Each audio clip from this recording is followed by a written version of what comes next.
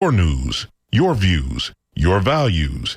This is WMNF Tampa 88.5 FM. The opinions presented on the Healthy Steps show are the evidence-based opinions of Dr. Fred Harvey, the callers, and his guests. These are not the opinions of the staff, the volunteers, or the board of WMNF. The information provided on the show is not intended to diagnose or treat any disease.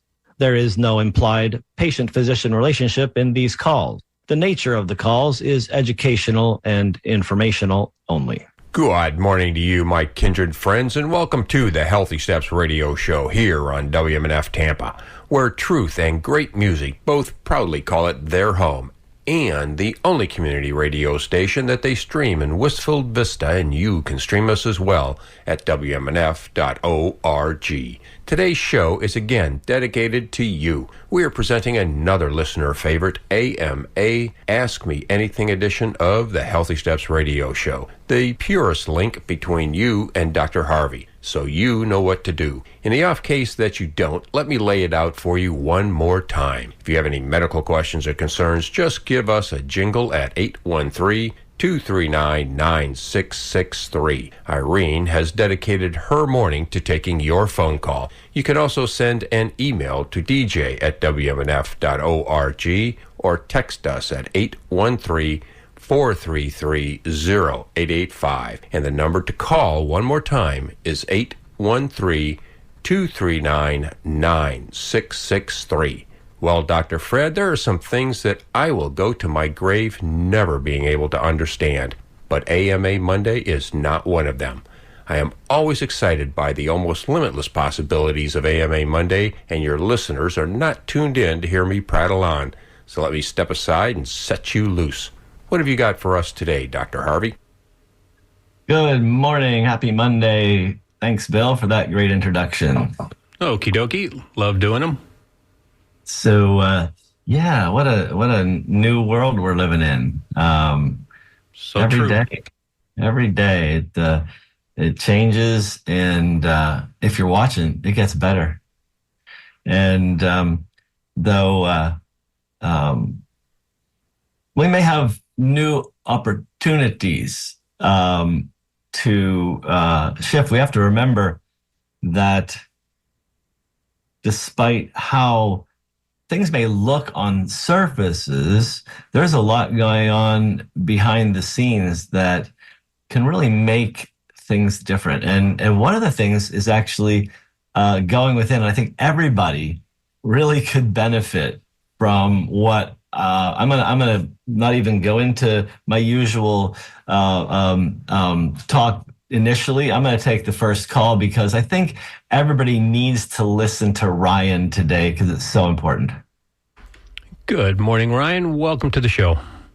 Wow, that's really sweet. Thanks, guys.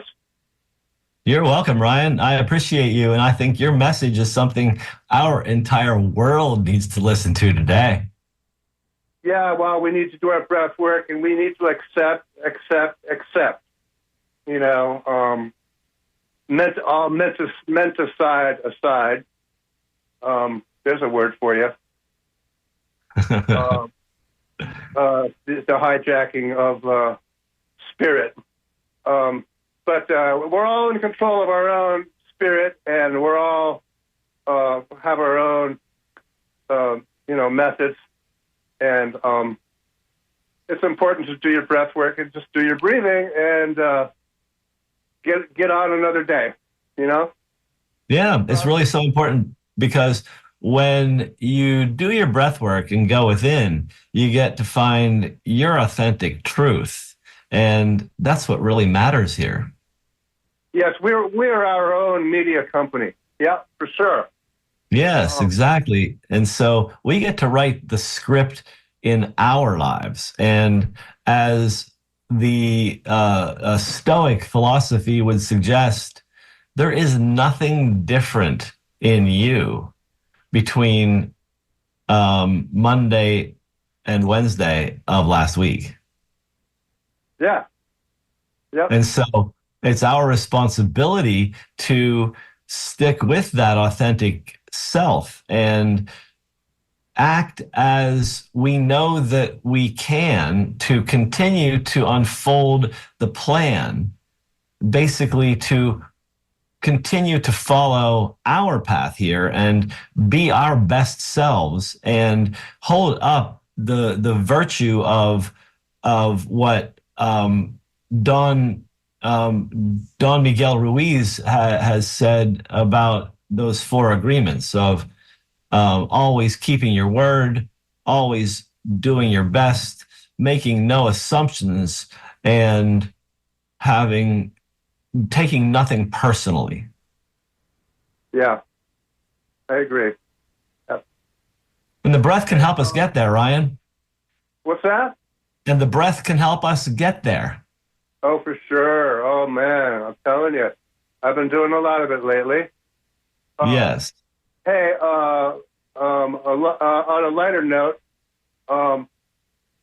hey, Doc, I've been having a lot of cramping lately everywhere in my body, and I was just wondering, what is an electrolyte, and do I have to eat these powders?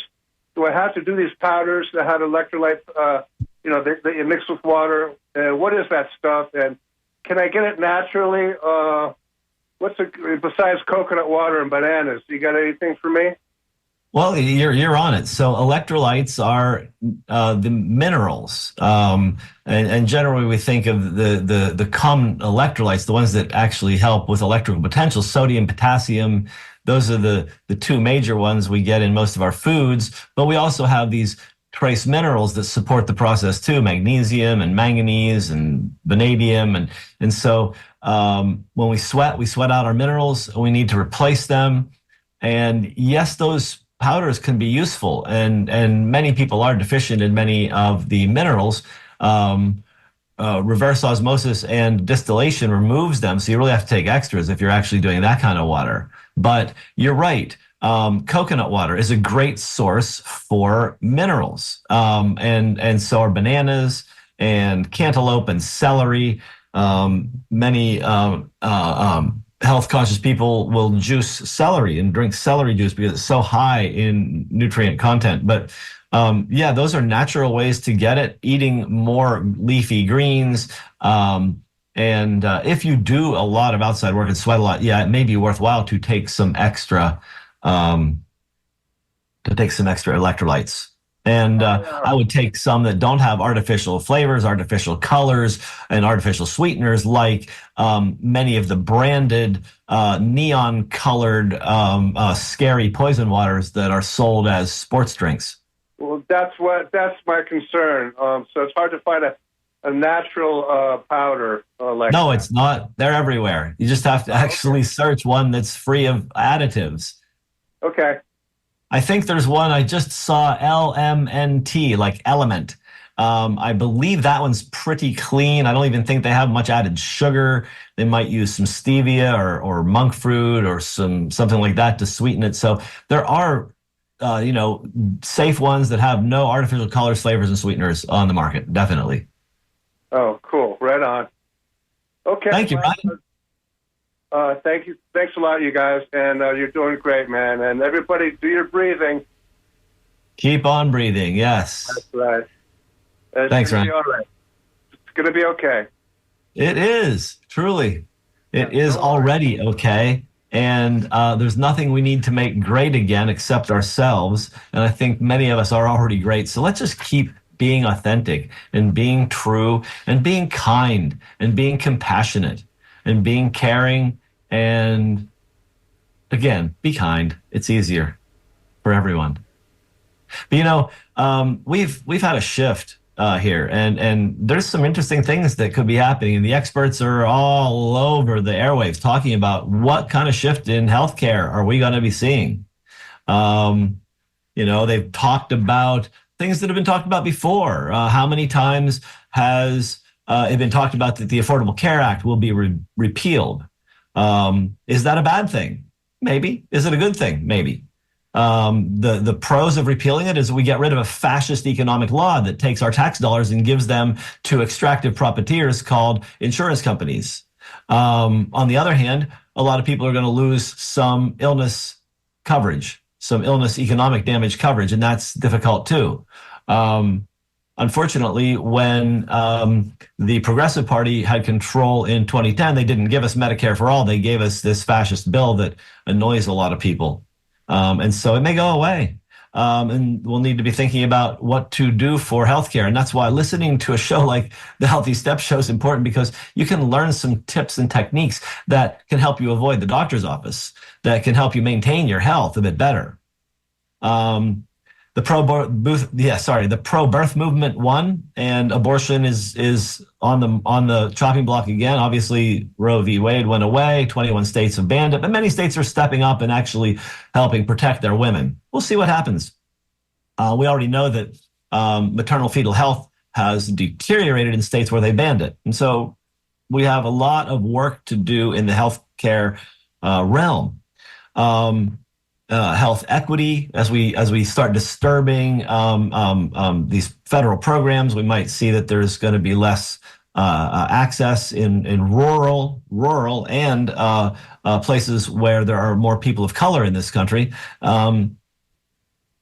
It's likely trans care will suffer because of the attitude of this administration. And biggest problem, I think, is going to affect health everywhere, and more than just physical human health, emotional health, financial health, is climate change. And we already know that the Paris Accord is going to be dead, at least as far as America is concerned, and many other green initiatives will be halted. We're on a course for more loss of life from flood, from famine, from drought, from all kinds of major things that are going to be coming. But the biggest thing that's coming along here is a guy named Robert F. Kennedy.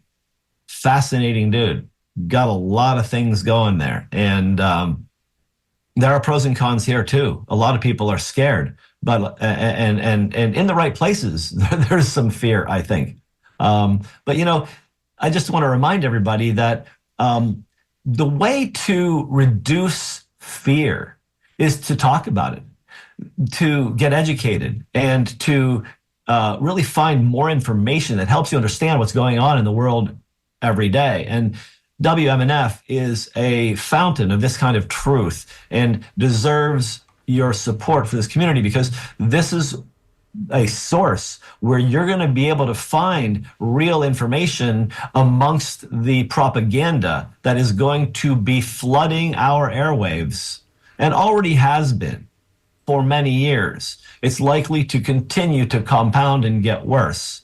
And so please consider picking up the phone and calling and interacting with me today. And also consider stopping by the tip jar and supporting WMNF, because we need to keep a community like this alive in the era of disinformation. And so call us. The number is...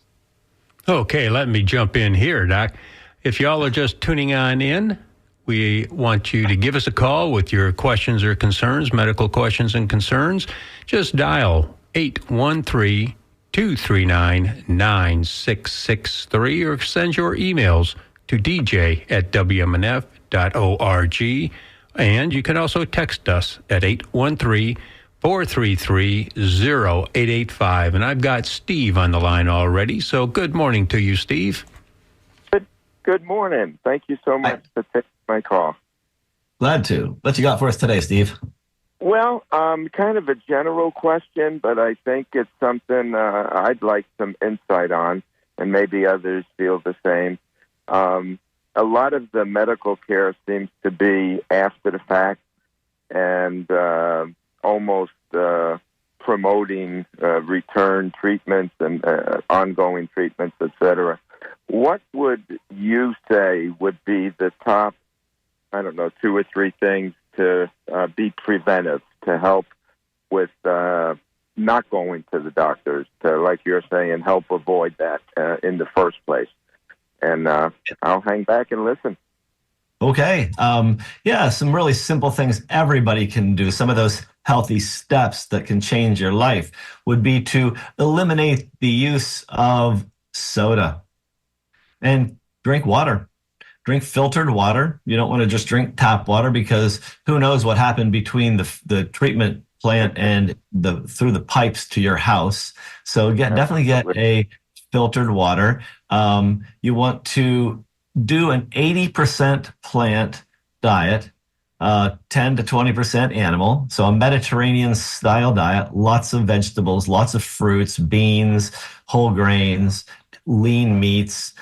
This is a general human diet. Some people need something outside of there, but if you eat a rainbow of vegetables and you get 5 to 8 servings of vegetables and 2 or 3 fruits a day, you're looking at the kind of diet that our ancestors ate for millennia. And it gives you the phytonutrients that help protect your cells and help you thrive. Another thing is to push your plate back when you're 80% full and let yourself come to satiety. My wife's a good cook. That's hard. Yes, indeed. But measure out the portion, take the time to eat it, take a pause between bites, and hold there at the end before you consider getting a second plate. And never go to a buffet. Oh, my God. Thank you so much. You're so welcome. And another thing you can really do is just some simple supplementation. Most people don't eat enough fish. I think that everybody needs to take some extra fish oil. And you can get, in that way you get it clean, because if you eat a lot of fish, you eat canned tuna, you're looking at mercury and other toxins in there. So you really probably want to try and get clean fish oil.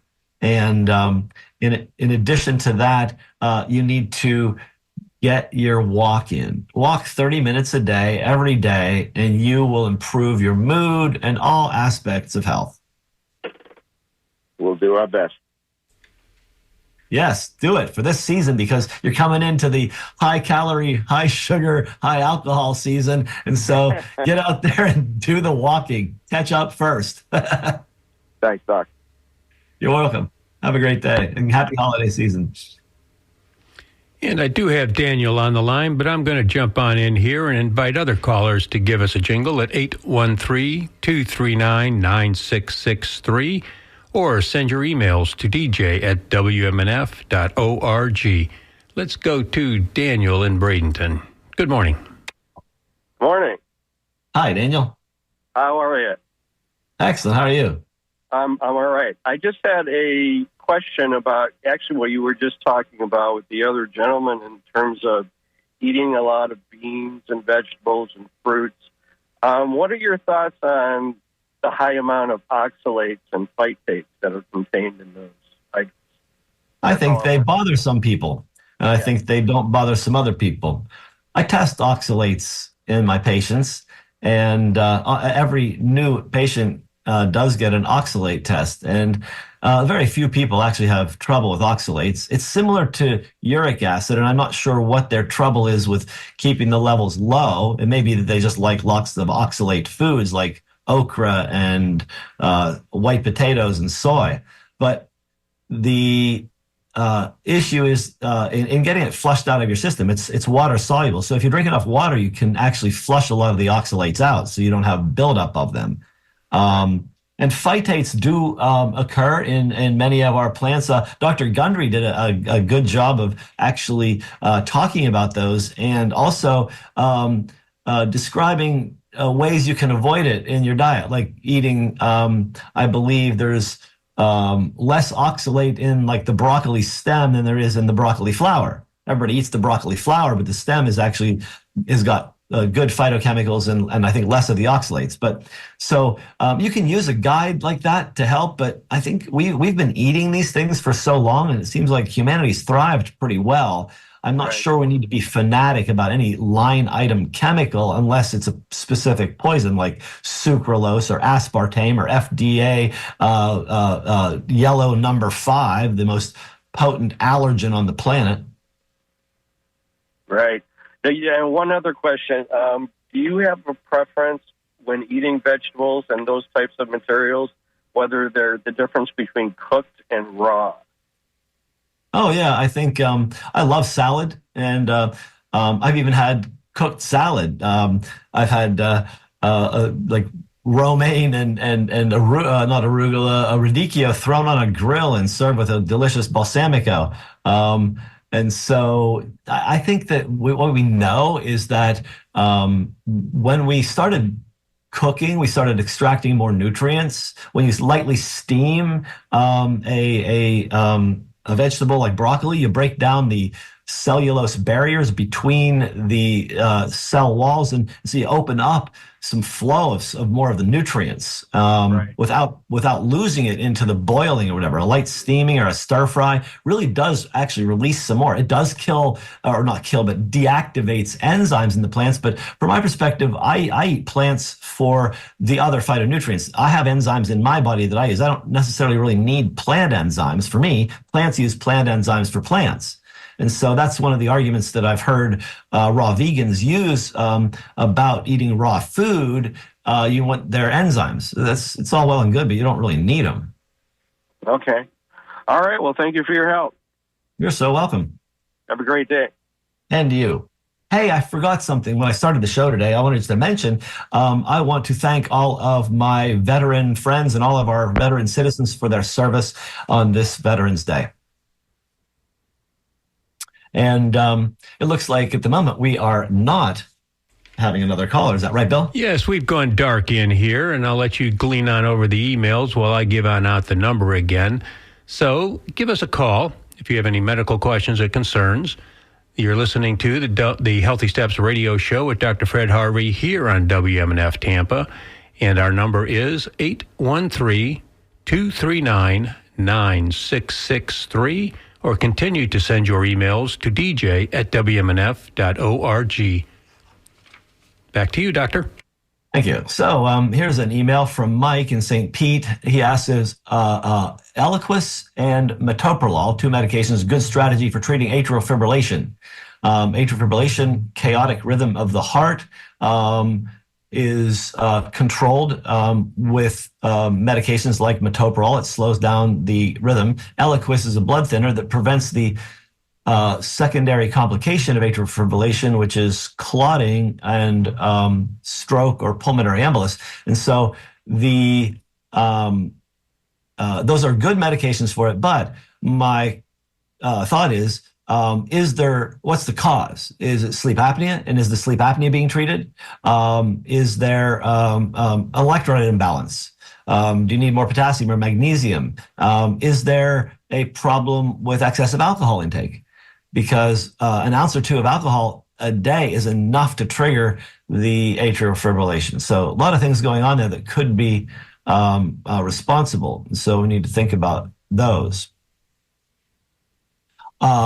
I wanted to actually just retouch RFK, the big unknown. We don't know where he's going to be in the administration, whether he's going to be a czar, a cabinet member, exactly what he's going to do. But Mr. Kennedy has suggested they're going to push to eliminate fluoride from the water, and frankly, that's a real question of efficacy there. Anyway, there's a lot of controversy about the need for fluoride in the water. In Manatee County and Sarasota County, I know that we have enough fluoride in the water naturally that none needs to be added. And so they don't do it in Manatee County, but they do add it in Sarasota County for unknown reasons, because it's up to the level of need, essentially. We don't need any more fluoride in our water here to get to the level that most people think is the level necessary for treating and making teeth stronger. Looks like we got a full board. We do. It's all lit on up with Matt, Amanda, Victoria, and Jenny. So let's go to Matt in Tampa. Good morning, Matt. Hey, Doc. I really appreciate you, just so you know. And Thank you. Your, like all your answers are some 7 degrees of separation from fish oil. I've kind of noticed that, so definitely incorporating that. But the guy was talking about oxalates and things, and is that like lectins or where? Yeah, there are think about lectins in the diet. So there are many different chemicals in the plants, some of which are really helpful for our metabolism, some of which are disruptive to our metabolism, some of which disrupt our ability to use food. So lectins can injure the gut wall. phytates can bind to some of the chemicals in our food, and oxalates act as an irritant, kind of like uric acid, and create a gouty situation, make your joints and muscles ache. So everybody's genetics are different, everybody's gastrointestinal microbiome is different, and everybody's food access and desires are different. And so we don't always see things that occur when people eat certain foods because they may not be sensitive or may not be susceptible. And sometimes we do see them in small amounts in people that you'd never expect this to happen. So these chemicals might interfere with your health. And if you're feeling less than 100% functional, you might want to look at dietary influences and consider reorienting how you're eating so that you can eliminate some of those things. And also guide it with getting tested and find out if you do have high oxalates or inflammation going on in the body, things like that, that you can actually then track to see how you improve as you change your diet. Sounds good. One thing I've been doing as I assess food at the store is I've been going to this app called Bobby Approved, and it's really shed some light on a lot of seed oils in food that I just completely wasn't aware of. Yes, it's tough to avoid. I really do. Yeah, the seed oils are tough to avoid. They have become an industrial ingredient because of the way we do agriculture. Thanks again. You're welcome. See ya. Bye-bye. And thank you, Matt. Let's see what Amanda has to say. Good morning, Amanda.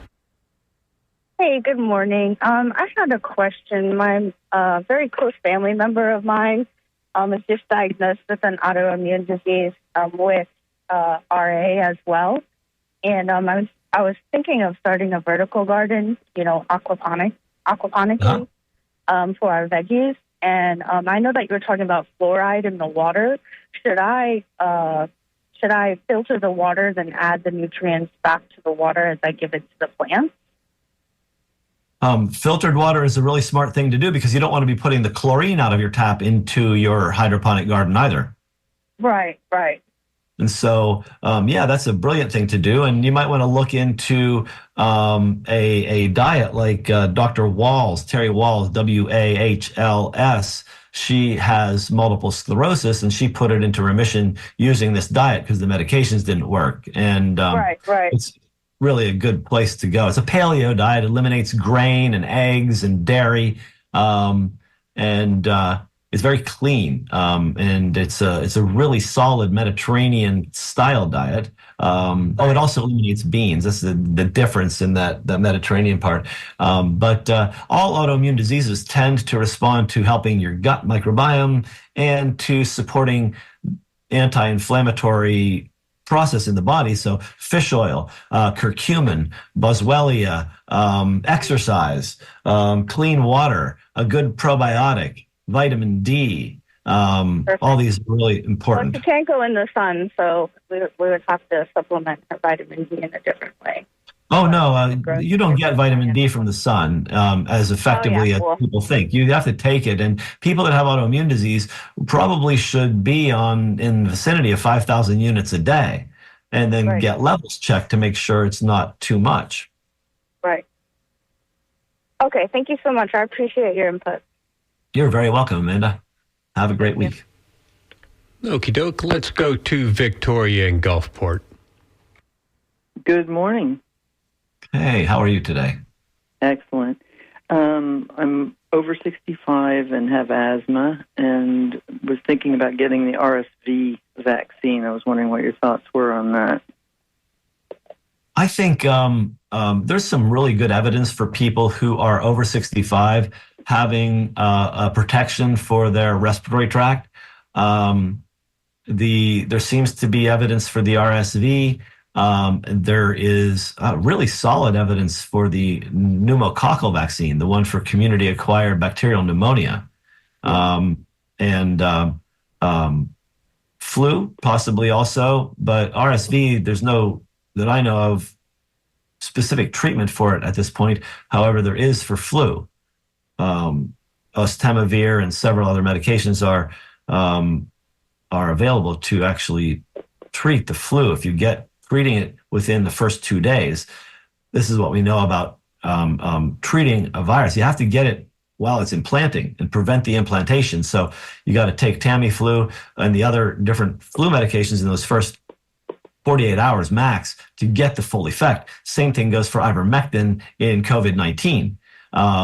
The studies that they did that were disingenuous, they allowed people into the study up to 7 and even one study 14 days. And that completely, it makes the use of ivermectin and hydroxychloroquine useless in the situation. It has to be given within those first 2 days. And all of the studies that proved, in quotes, proved that ivermectin didn't work were actually allowing people into the study at longer than the implementation time.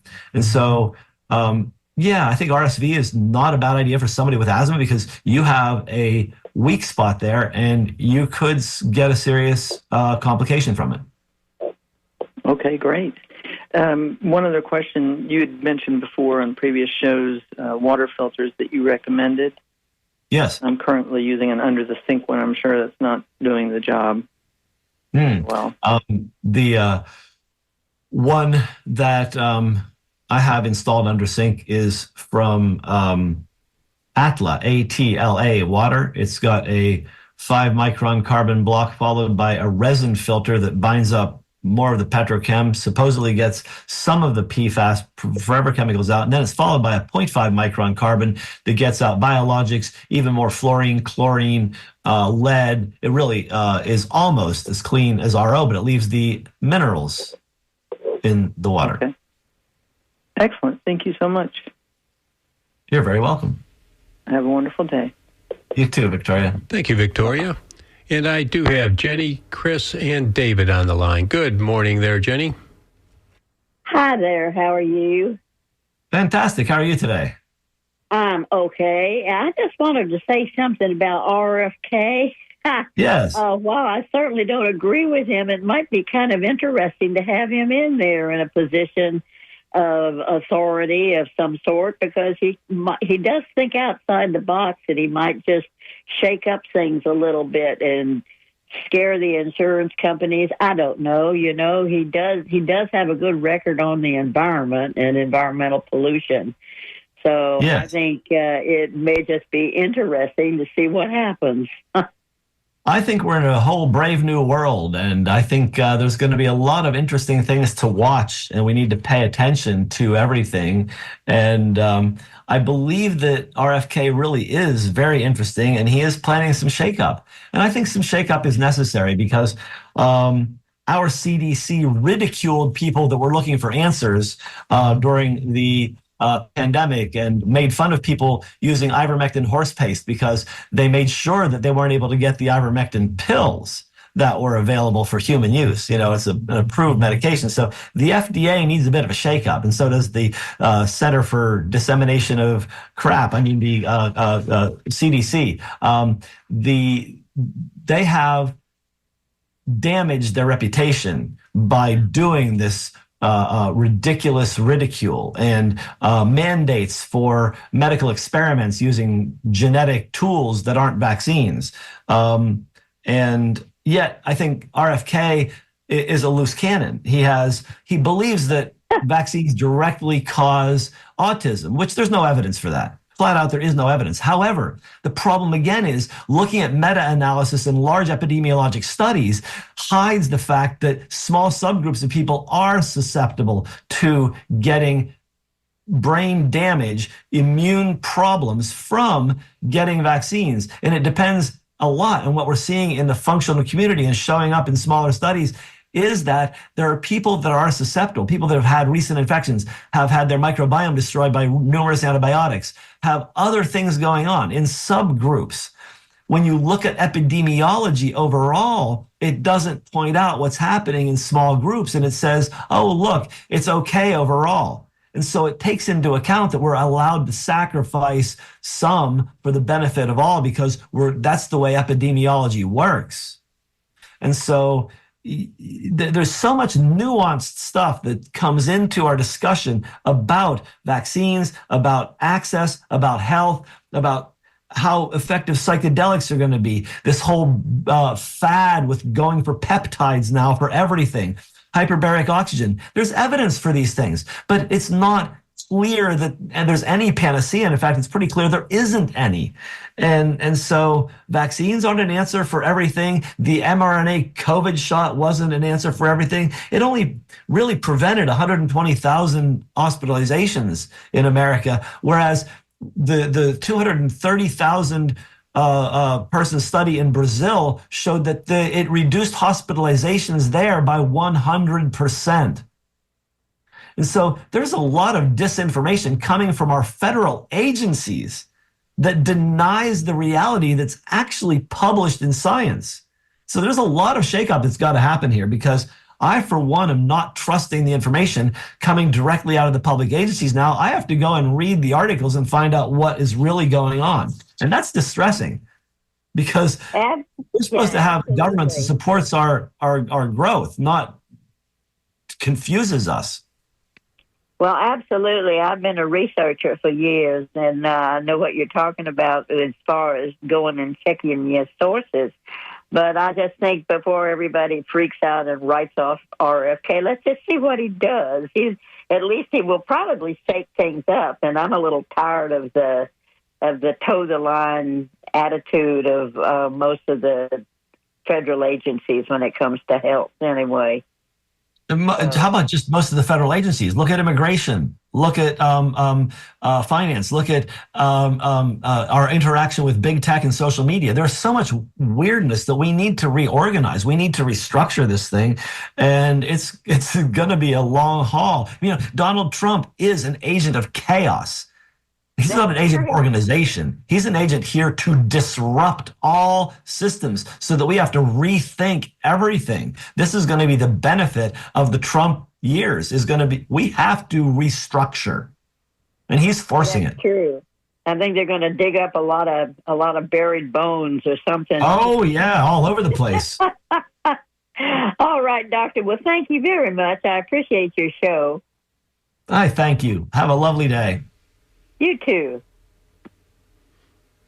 All right, and we've got Chris on the line. Good morning, Chris.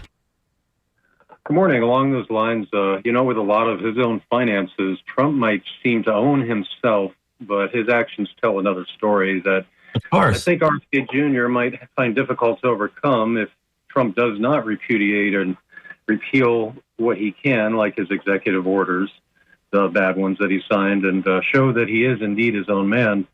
So folks, I think we'll have to work locally by addressing the city councils and county commissions on these kinds of environmental health issues that RFK Jr. Chris, you are so on. You are so on it. All politics is local. We have to work with our local communities to create this new reality.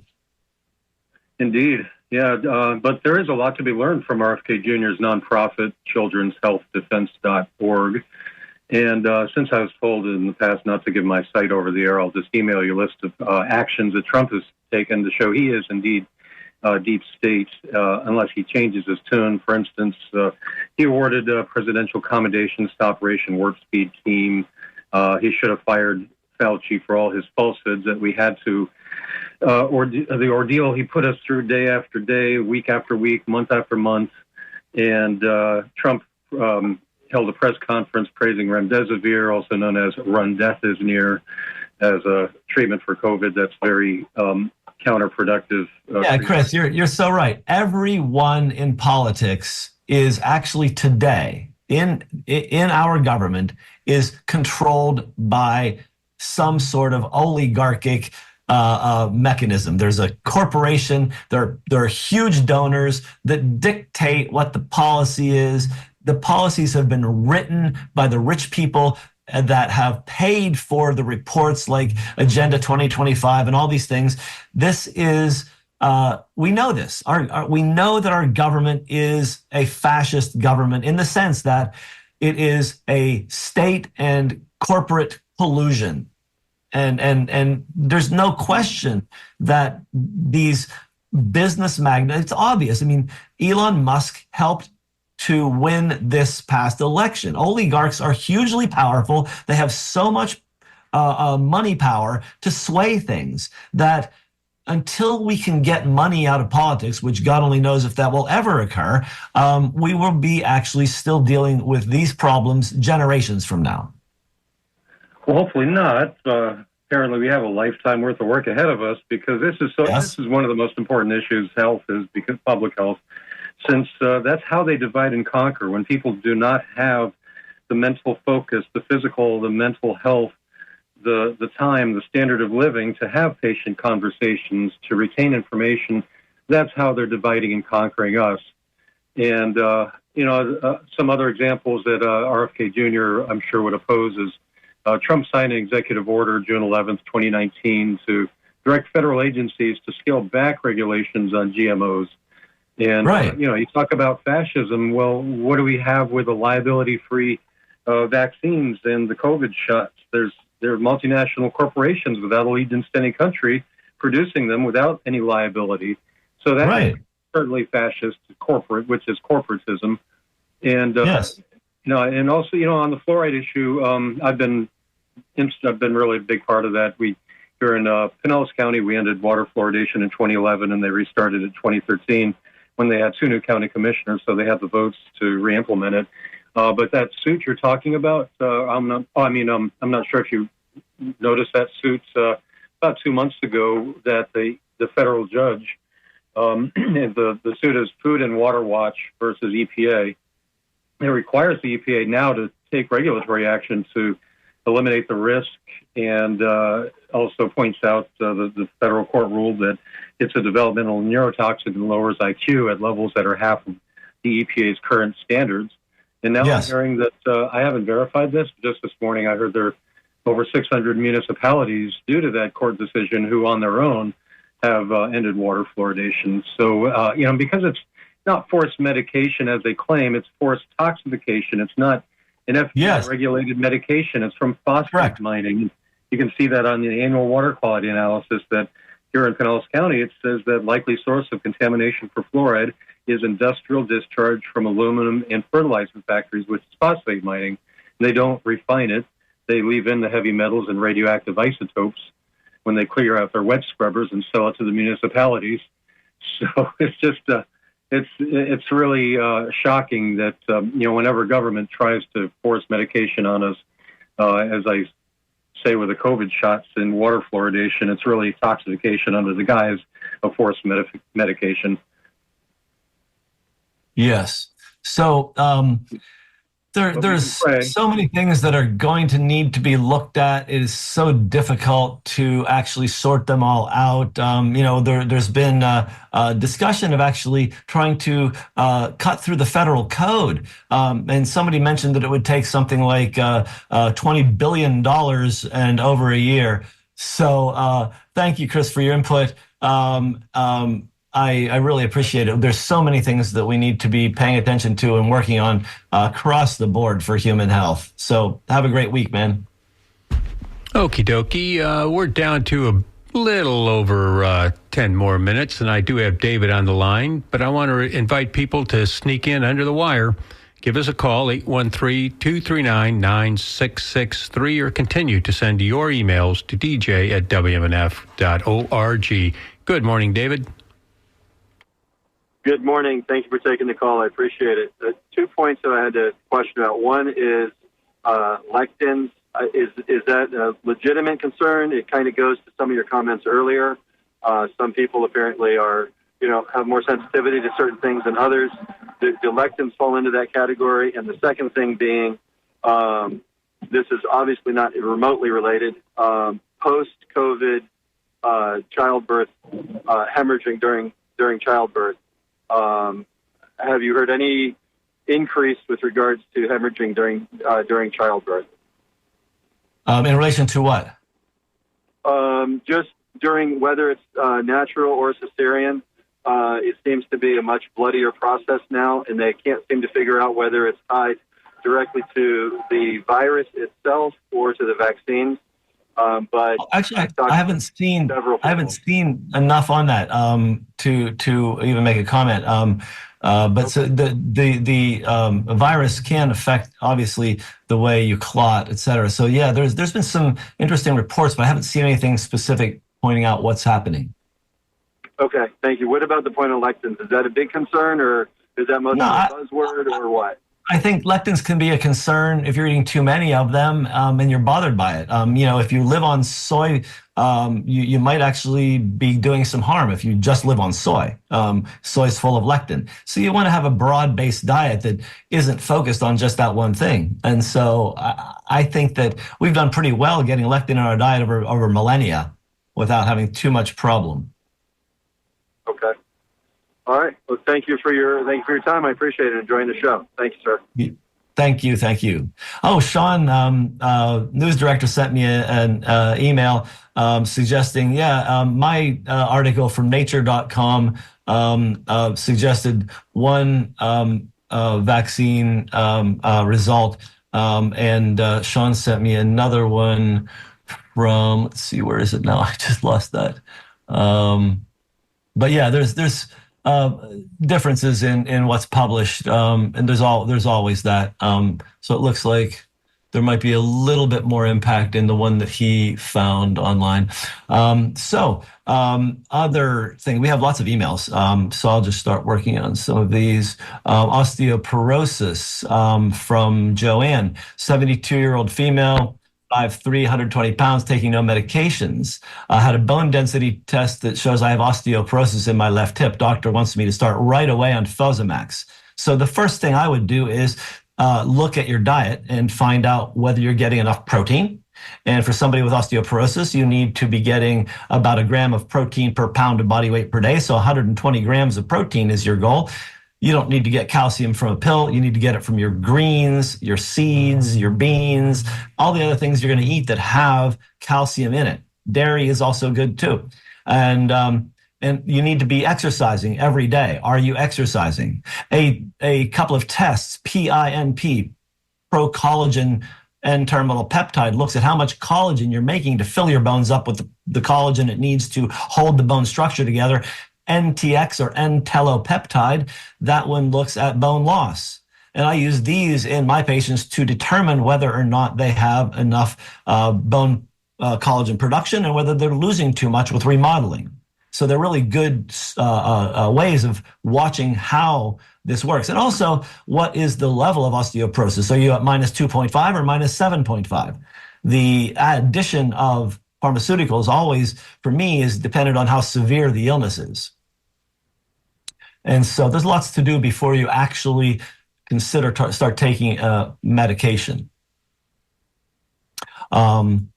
Let's see, homocysteine level is mildly elevated at 13.4, and it's been suggested it be under 11.4. Well, homocysteine is a sign that your body needs some more B vitamins, usually methylfolic acid and methyl B12. So take more of those and see if those numbers go down. Anne asks, I have a friend who's been diagnosed with cirrhosis. She was never a heavy drinker and quit alcohol immediately when she found out about her liver issues. She has esophageal varices, and she was given Coreg for pulmonary hypertension. The insert on Coreg warns about liver disease. So the Coreg in liver disease might be metabolized differently, and so it needs to be used with caution. If it's working, that's good. Secondly, the cirrhosis doesn't necessarily come from alcohol, and if this person hasn't been evaluated for sleep apnea, they've had a disservice done, because the cirrhosis, sleep apnea treated can help actually take the pressure off the liver.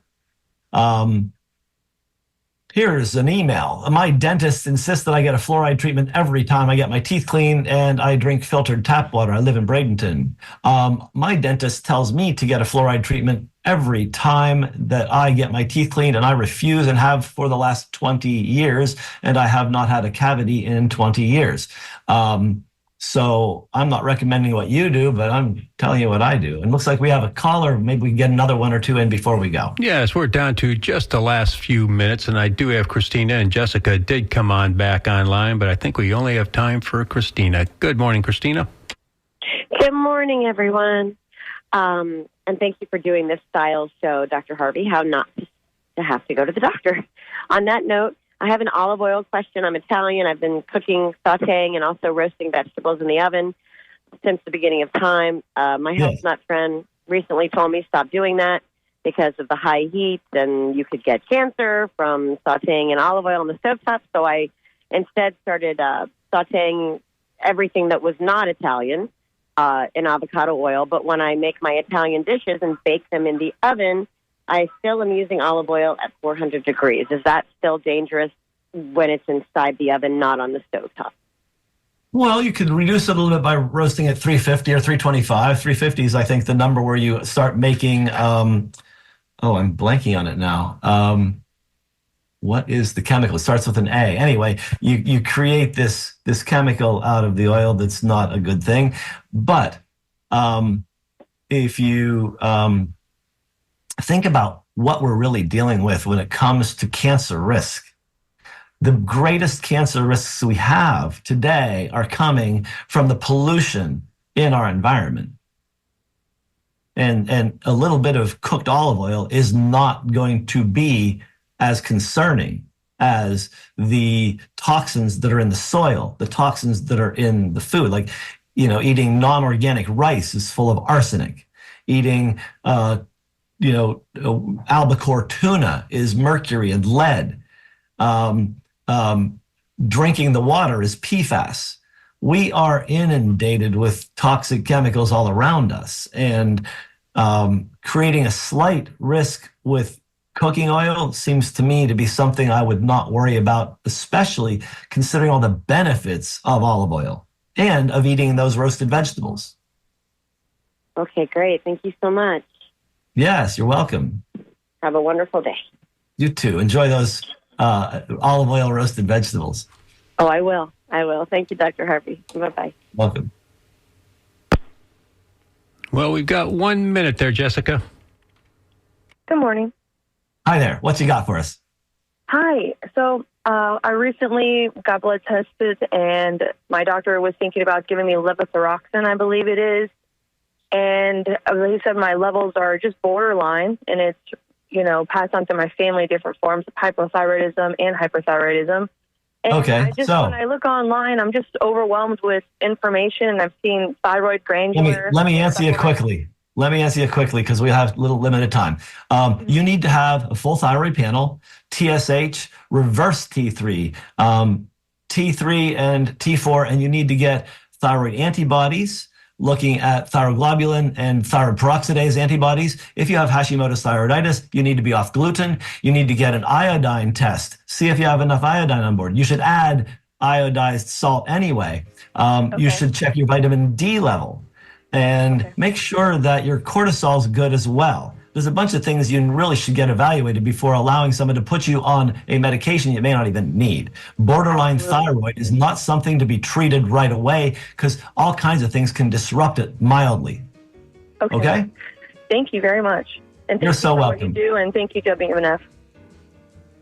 Hey, I just want to thank everybody that called in today and that emailed in.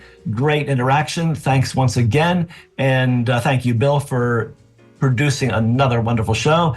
Irene, thanks for answering the phones. And everybody at WMNF and all you healthy steppers, have a great week, and we'll do another AMA next week. Looking forward to you there, Doctor. And as the thanks go circling around, let's come back to you. Thank you for another AMA show there, Doctor. And until next Monday at 10 a.m., stay tuned, and we'll have Sustainable Living next. But we want to thank everybody for participating, our listeners, and a special shout out and praise for Irene for handling the phones today. We couldn't do the show without her. Everybody out there, take care. Stay healthy. You have been listening to the Healthy Steps Radio Show with Dr. Fred Harvey here on WMNF Tampa. Right around the next bend is 5 minutes of NPR News, followed by the Sustainable Living Show, hosted by the award-winning duo of Annie Ellis and Tanya Vidovic. So, little campers, until next Monday at 10 a.m., thank you for supporting and listening to the Healthy Steps Radio Show with Dr. Fred Harvey here on WMNF Tampa, your community-conscious radio station. Stay safe, stay thoughtful, and know that you are loved.